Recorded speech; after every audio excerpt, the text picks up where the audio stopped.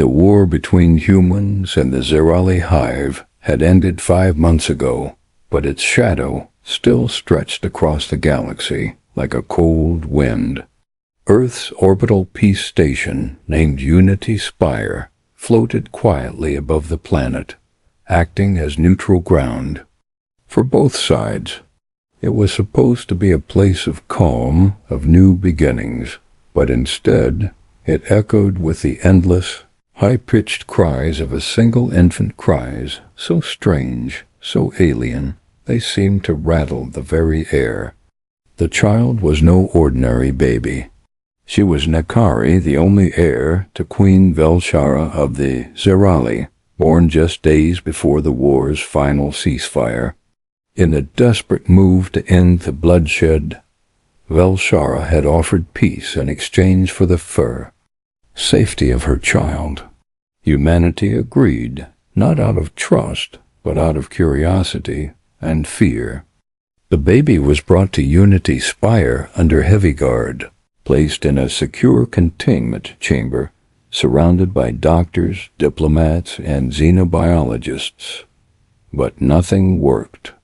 The child cried without pause, hour after hour, day after day, emitting sounds that pierced glass, disrupted energy fields, and even scrambled neural implants.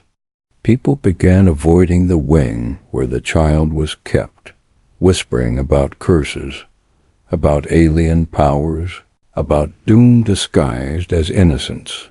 Experts from 5 different systems tried to help. Artificial wound simulations failed. Xenolullabies fell. Flat. No one could figure out what the child wanted or why she would not stop. Some even feared the baby might be signaling the hive to attack again, using her wails as a weapon. Queen Velshara, too proud to admit weakness, refused to answer. Further transmissions from the station. Tensions rose. And then, one evening, as the lights dimmed and the child's cries hit a strange, shivering tone that knocked out the station's power for 10 full seconds, a single figure entered the chamber. Sergeant Mason Rourke, a human. Soldier known for his bravery, his bad attitude, and his habit of ignoring orders. He had not been invited. In fact, his assignment was little more than routine security patrol, babysitting peace talks, and making sure no one stepped out of line. But when he heard the crying echo through the corridors, something in him stirred. It wasn't duty. It was instinct. Rourke had spent most of the war on the front lines, face to face with the enemy, watching friends die under the plasma claws of the Zerali. And yet, the sound of that child crying didn't feel like an enemy's call. It felt like pain, pure, helpless pain. So he walked past the guards, waved off the scientists, and entered the containment room without permission. The baby hovered. In a cradle of soft blue light, her silver skin glowing faintly, 6 eyes wet and wide, limbs trembling with each wail. Rourke didn't speak. He didn't try to touch her. He just sat down on the floor, leaned against the wall, and closed his eyes. After a moment, he began to hum an old, slow tune his mother used to sing to him during thunderstorms back on the Martian colonies. Nothing fancy, just simple notes, low and soft. And something happened. The child's cries stumbled. Not stopped, not entirely, but softened, warped. A confused pause settled in the air, like the breath before lightning. One of her eyes blinked. Then another. Rourke kept humming, not daring to move. He didn't care if cameras were watching. He didn't care that he'd probably be thrown out or court-martialed later. All he cared about was that for the first time in weeks the baby wasn't screaming. In the observation room above, scientists froze. One dropped a tablet. Another called for the commander. Reports were filed within the hour, flagged as high priority. Someone labeled the moment inconclusive anomaly, but none could deny the simple truth. The child had responded to the human soldier in a way she hadn't with anyone else. That night, Rourke returned again, this time with an old harmonica tucked in his belt. He played it gently, letting the notes float through the room like falling snow. The baby listened. And though she didn't smile, and though she didn't stop watching him with those wide, unblinking eyes, she didn't cry. Not once. Later, as Rourke fell asleep on the floor from exhaustion, the child reached a tiny clawed hand toward his boot and rested it there light as air, but steady. The station remained silent for the first full night since the ceasefire. And somewhere, deep within her private chamber, Queen Velshara watched the footage in silence, her mandibles twitching, her gaze unreadable. The human had done what no hive nurse or genetic empath could. And now, she wanted to know why Sergeant Mason Rourke returned to the containment chamber the next morning with his harmonica in one pocket and a strange feeling in his chest. He couldn't quite explain, a pull, a quiet need to see the baby. Again, to make sure she was still calm, still safe. The hallways were quieter now, as if the entire station had taken a deep breath after a long panic. And though no one stopped him, several eyes followed him as he walked through the halls. The scientist didn't speak to him, only watched from behind glass, making notes on glowing tablets and whispering behind masks. The baby Nkari, as the hive had finally confirmed, was awake, silent, and floating in her soft cradle of blue light. Her 6 eyes tracked Rourke the moment he entered. She didn't cry.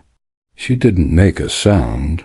She just watched him, her strange, star-speckled skin reflecting the chamber's low lights like silver rain. Rourke nodded at her and sat down again on the cold floor. This time he didn't hum right away. He just looked at her, quietly trying to understand what it was that made her different, not just from other babies, but from the enemies he'd fought during the war. He had seen Zerali soldiers tear apart human mechs with their bare claws, had watched friends vaporized by hive plasma, and yet here he was, sharing a moment of peace with the child of their queen. Slowly he pulled the harmonica from his pocket and played a soft tune, an old Martian miner's song, low and mournful. Chiri blinked and tilted her head, then raised a hand and let out a tiny, echoing chirp, almost like she was trying to sing back. Rourke smiled without meaning to, lowering the harmonica slightly. "You like that one?" he whispered. The baby blinked again and made another chirp, louder this time. Behind the glass, alarms buzzed softly, but no one interfered. The scientists recorded every second.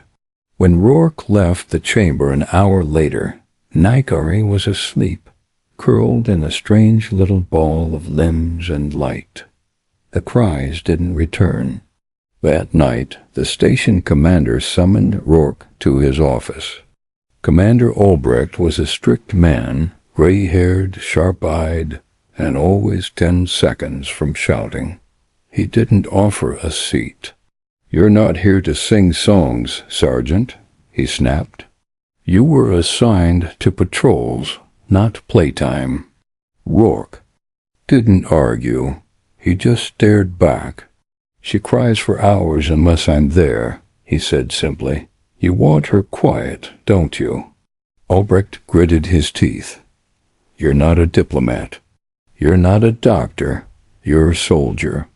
And if the hive thinks we're trying to bond with their air," Rourke interrupted him. "The Hive already thinks we're the enemy. If they see we can care for their child, maybe they'll start seeing us as something else." Albrecht waved him away with a growl, but didn't issue any orders to stop. Over the next few days, Rourke kept returning. He brought small things. With him, a shiny metal spoon to catch the light, a smooth rock from his collection, a broken watch that ticked quietly when shaken. He seemed fascinated by every object, her eyes moving quickly, her little hands reaching out, sometimes mimicking his gestures. She even tried to whistle, though it came out like a squeaky pulse of static. Rourke laughed and showed her again. The bond between them deepened, not in words, but in something deeper, something old and quiet, the way a child trusts without needing a reason. And then the unexpected happened.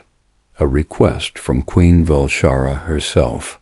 It arrived through a secure channel, sealed with hive codes and marked with a royal glyph. She wanted to meet Rourke, in person, no guards, no translators, just two of them. The room chosen for the meeting was cold and wide, with dark, honeycombed walls that they Zerali had installed themselves as part of the peace treaty. Rourke waited in the center, his heart steady but his mind racing. When the doors opened, Velshara entered like a moving statue, tall, armored, with a body shaped like carved obsidian and eyes like molten gold.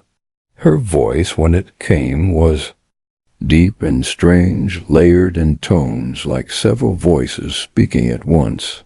"You," she said. "You are the one who silenced my child's grief." Rourke didn't bow, he just nodded. "I guess so." She moved closer, her limbs clicking, gently against the floor. "We bred her to resist weakness, to lead without fear, and yet she weeps without end until you appear. Why?" Rourke looked her in the eye, even though every instinct told him to look away. "Because you gave her everything but what she really needed." Velshara's head tilted slightly. "Explain." He took a breath. "She's a baby, not a soldier. She doesn't understand orders or honor. She only understands feelings. And maybe she was just alone." The queen was silent for a long time. Then slowly she spoke again. "Our kind do not bond like yours. We lead by will. We pass memory through blood. There is no softness in our way." Rourke nodded. "Maybe that's the problem." She stepped back, watching him closely. "She is the future of my people. If she becomes more like you, what does that mean for us?" Rourke shrugged. "Maybe it means peace doesn't have to come with silence anymore." Velshara left without another word, but the next day, Nakari was moved into a larger chamber with toys, color panels, and softer light at her mother's command.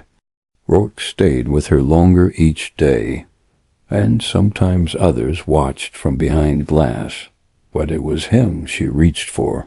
It was his music she listened to, and it was his voice that calmed her when she grew restless. Rumors spread through the station, some calling him the alien whisperer, others calling him dangerous. Not everyone trusted what was happening. Not everyone wanted the baby to change, but something had shifted, something deep. And though no one could say what it meant yet, they all knew one thing. Kari no longer cried when the human soldier was near. The silence on Unity Spire had become the new normal, but it was a silence built on thin glass, one crack away from shattering, and everyone knew it, especially Sergeant Mason Rourke, who now spent nearly every hour inside the nursery chamber with the Zerali infant in Kari. Each time he walked through the halls, station staff moved aside or stared as he passed, unsure whether to treat him like a hero, a threat, or something in between. The cries had stopped, yes, but the questions had only grown louder. What did the child see in him? Why did she mimic his every move, from blinking to stretching her tiny limbs to the rhythm of his harmonica tunes? Why did she reach out for him and no one else, even her own hive attendants? There were no answers, only growing tension, and soon it reached Commander Albrecht, who had tolerated Rourke's behavior longer than any rule book would allow. He summoned the sergeant to his office, his face hard, his tone sharper than usual. "This stops now," Albrecht said, tapping a data pad. That showed images of Rourke holding the baby, singing to her, letting her fall asleep on his arm. "You are not her father. You are not her guardian. You are a soldier, nothing more." Rourke stood silent, his eyes fixed on the screen. "And if I stop?" he asked, voice calm but cold. "Then she starts crying again? Starts shaking the walls, frying the tech, maybe even calling the hive?" Albrecht's lips pressed tight. "You've become a liability. The hive sent a message this morning. Not the Queen Wong of the warrior houses. They believe we're tampering with their future ruler, molding her to be more like us. They've threatened to revoke the peace treaty if this continues." Rourke's jaw clenched. "So they'd rather have her screaming in fear than quiet in peace?" "It's not about the crying anymore," Albrecht said, standing. "It's about control and perception. If they believe the child is imprinting on a human, they'll see it as a threat to their way of life. You are to stay away from the child effective immediately. Understood?" Rourke didn't answer, but when he turned to leave, his hand tightened into a fist. He didn't go back to his quarters. He went straight to the observation deck above the nursery, where Nkari sat quietly in the center of the room, a toy harmonica held in her clawed fingers. She wasn't playing it, just staring at it, her 6 eyes wide, confused, searching the room as if waiting for someone to walk through the door. But that door stayed closed. Rourke watched, unmoving, while the child slowly started to make a low, soft sound. Not quite a cry, not quite a hum, just a trembling note that vibrated through the glass. The scientists nearby gave nervous glances, whispering about rising energy levels, about emotional feedback loops, but no one dared enter the room. Rourke had never felt so powerless. He wanted to walk in, to hold her, to let her know she wasn't alone. But orders were orders, and Unity Spire did not forgive disobedience. That night he lay in his bunk, staring at the ceiling, wondering if instincts could ever beat orders. He thought about the war, about the faces of people he'd lost, about the hive creatures he'd fought and feared. And then he thought of the baby of her trust, her tiny hand reaching for his, her attempts to copy his smile, her laugh that only he had heard. He knew what he had to do. The next morning he returned to the nursery, not in uniform but in plain clothes, hoping that maybe they wouldn't notice, or maybe they would and just wouldn't stop him. The guards at the entrance didn't move. Inside, Nikori's head lifted the moment the door opened, and she let out a soft trill that filled the room with warmth. Rourke sat beside her and whispered, "I'm sorry," before pulling the harmonica from his pocket and playing the tune she loved most. She leaned into his side, claws clinging lightly to his sleeve. She was calm again, but the peace lasted only minutes before alarms blared overhead. Security bots rolled in, followed by 2 armed guards and a lieutenant with a frown deeper than space. "You've broken direct orders," the lieutenant snapped. "Come with us now." Rourke stood, eyes never leaving the baby.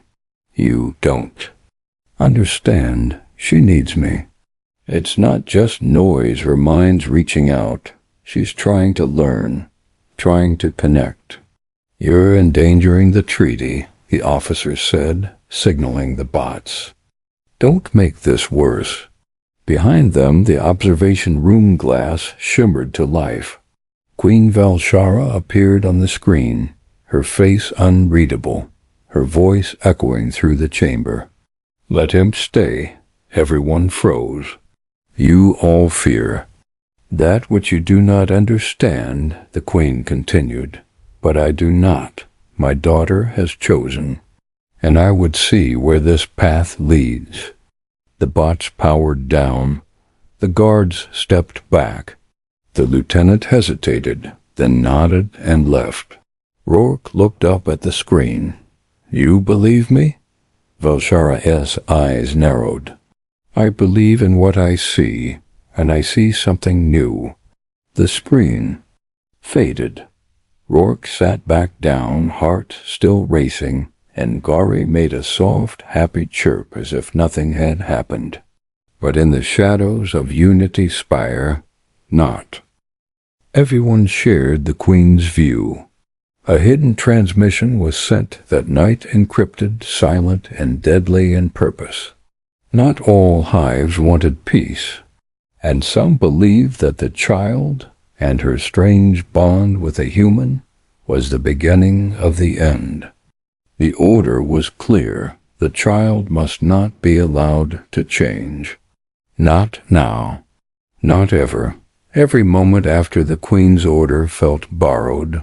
Like a fragile breath, the station dared not exhale too deeply, and Sergeant Messon Rourke knew that whatever protection he had now was thin, temporary, and already being questioned behind closed doors.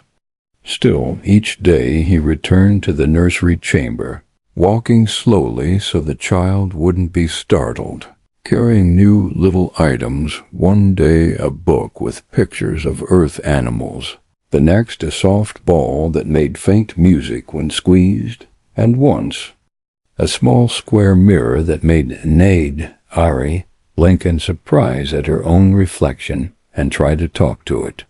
Her mimicry was becoming more advanced, and it was more than just movement now. She was watching his expressions and copying them, trying to smile with her strange alien mouth, trying to whistle, even forming sounds that weren't Sirali or human, but somewhere between. She would reach for him when he sat, and sometimes curl up beside him, like a child afraid of being alone. The scientists watched everything, whispering about cognitive leaps, about accelerated bonding, and some said nothing, just took notes with stiff faces. But deep in the station's systems, something darker moved, an infiltration protocol, hidden in a medical file passed from a Hive loyalist ship to a bot on Unity Spire. It had one goal: the elimination of the human influence. They wouldn't hurt the child, not directly, that would mean war, but Rourke, they believed, was the infection, and infections were to be removed. The morning it began, nothing seemed wrong. Rourke entered the chamber as always, humming quietly, and Nankari brightened when she saw him. She was learning to wave now, a fluttering motion of her four-fingered hand, awkward but enthusiastic. He laughed and waved back, then sat and opened the picture book, showing her a panda. "This one's lazy," he said, "but cuddly. Maybe like you." She tilted her head, imitated the word panda in her own high, echoing way, and reached out to touch the image. But just as Rourke started to turn the page, the lights flickered. A strange buzzing filled the air. Then the security glass behind them turned opaque, sealing them inside. The room locked. The speakers snapped to life, and the voice that came wasn't human. It was cold, layered, hive-coated. Human contamination detected. Neutralization begins. Rourke jumped up, instinct roaring to life, and grabbed Ankari as she began to wail, her cry sharper than ever before, pulsing in waves that made the floor tremble. "It's okay," he said, holding her close, backing into the corner. But it wasn't okay. A gas hissed from the ceiling vents, and he pulled off his jacket, wrapping her in it, coughing hard as the gas tried to numb his mind. Through blurred vision, he saw a bot drop from a hatch in the ceiling, sleek and black, with tools not meant for repairs. He had no weapon, none were allowed in the chamber, but instinct and training surged through him. He kicked a nearby chair, sent it spinning at the bot, then lunged toward a broken maintenance panel on the wall, yanked out a sparking wire, and swung it hard as the bot closed in. Sparks flew as metal met metal. He fought wildly, trying to shield Ankari with his body, her cries rising to a pitch that shattered a light panel above them.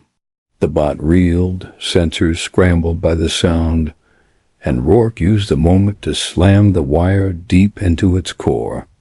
The bot spasmed and fell, smoke trailing from its frame. The gas stopped.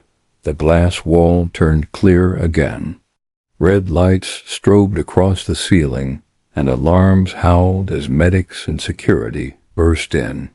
But it was too late. The damage was done. Rourke sat on the floor, and Ankari clutched to his chest, both of them shaking. She had stopped crying, but her eyes were wide with fear. Doctors tried to take her, but she clung to him, claws dug into his shirt. He didn't let go. The Queen was notified within minutes. Her holographic image appeared in the medical wing, tall and terrifying. And this time there was no calm in her voice. "Who sent the bot?" she demanded. "Who gave the order?" No one answered. The Hive claimed no knowledge, and Unity Spire denied authorization. Rourke sat quietly on the exam table. Ankari asleep in his arms now, finally calm again.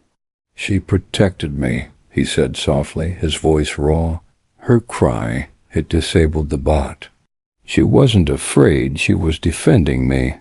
The Queen's eyes burned like twin suns. "She is bonded beyond expectation. You are more than a comfort object now. You are part of her mind." A silence followed, thick and unsure. Finally the Queen said, "You will not leave her side. Not now. Not until she chooses otherwise." Rourke nodded, his thoughts still racing. Who had tried to kill him? Was it a Hive faction or someone on the human side, afraid of peace? He didn't know, but he did know one thing. He couldn't protect her alone. That night, as the lights dimmed in the nursery and the station hummed with nervous energy, Ankari opened her eyes and reached for his hand, curling her fingers around his. He didn't sing, didn't speak, he just held her. And far beyond the stars, in the heart of Hive space, the old rulers whispered of something new rising, something dangerous, something pure, something human. And Zerali, the station lights, burned low as Unity Spire entered night cycle, but the peace was only on the surface, thin like ice stretched over deep, dark water. And Sergeant Rourke felt it in his bones. Something was coming. Something worse than a bot with hidden blades, or poison in the air. This time it would be fire and flesh, and the child in his care, Enkari, would be the spark or the target, maybe both. And that thought kept him awake, eyes locked on the sealed door of the nursery chamber, where he now lived like a guardian in exile, the Queen's order protecting him for now, but not from everything, and certainly not from betrayal, which could come from human hands or hive claws. No difference anymore, not when the child represented something. That frightened everyone. Change, unpredictable and alive, shaped by a bond never meant to exist, one between a hardened human soldier and the future queen of a species once known for Cold War cries and silent death. And it was that fear that fed the fire now building in the shadows, where voices muttered in secret and weapons moved without orders, where hive extremists and human loyalists joined in shared disgust, wanting to erase the mistake before it grew into a legend. And they had a plan, swift and simple: destroy the nursery, make it look like a system failure, and blame no one, mourn politely, and let old lines remain unbroken. So while Rourke sat beside the sleeping child, reading her soft tales of earth in a voice she liked to hear, others moved through maintenance shafts and blind spots in the station's failing security, carrying charges meant for controlled burns, but meant now for something else, something deadly.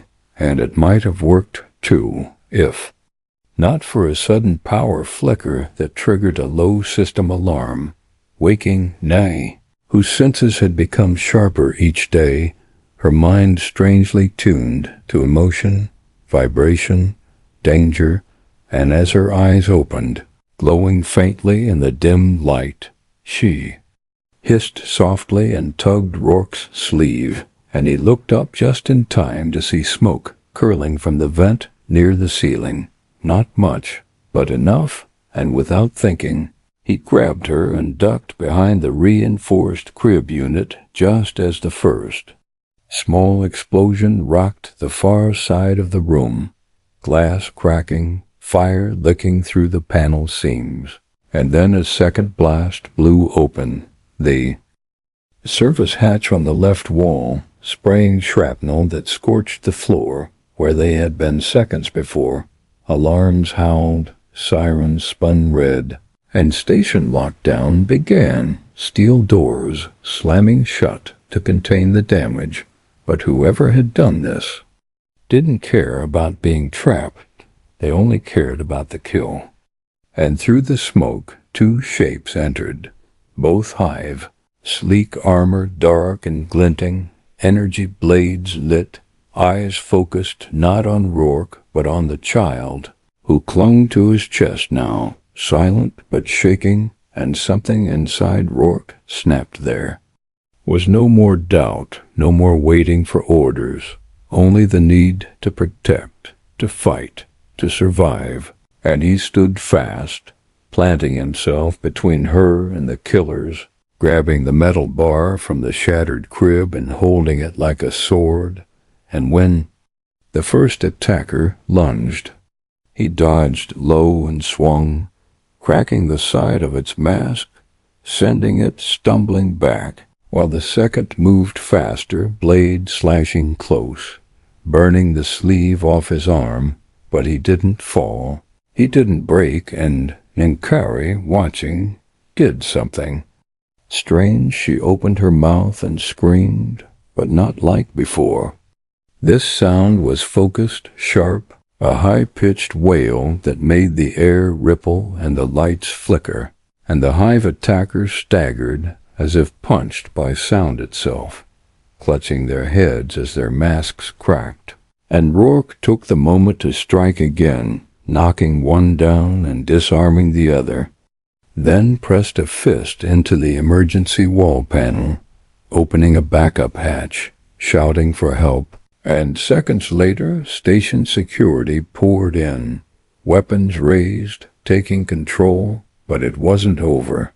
Not really 2 attackers dead, but who had sent them? How had they breached the most secure room on Unity Spire? And what would happen when word spread that Hive extremists had tried to kill their own future queen just to stop her from becoming something new, something connected to a human? And worse, what would happen if the queen found out who on the human side had helped them get in? Because they had, Rourke knew it, felt it, saw it in the way the door had delayed locking, in the fake maintenance codes used to disable sensors. And as he sat beside Nkari, who now looked at him with deep, glowing eyes full of something, more than fear, more than trust, something like knowing, he realized that their bond was no longer just emotional or protective, but something stronger, like shared instinct, like memory, like evolution in real time. And maybe that was what frightened everyone the most, not just the bond, but what it could become. And as he stood and looked around at the burned walls, at the cracked tiles and shattered glass, he didn't feel like a soldier anymore, and Nkari didn't look like a child together. They looked like the beginning of something neither side had prepared for. And outside the chamber, in the halls of Unity Spire, whispers grew louder, alliances shifted, and somewhere far away, in the deepest part of Hive space, a fleet began to move, not toward war, not yet, but toward watching, because change had begun, and they needed to see whether it would bring peace or fire. The fires had been put out, the bodies removed, and koans removed, and the nursery chamber rebuilt, but nothing could erase what had happened, not from the station's walls and not from the minds of those who lived on Unity Spire. Sergeant Rourke sat in the center of it all, still wearing the burns from the attack, still holding the child who had become something more than a symbol, something alive with potential that both terrified and amazed anyone who looked at her.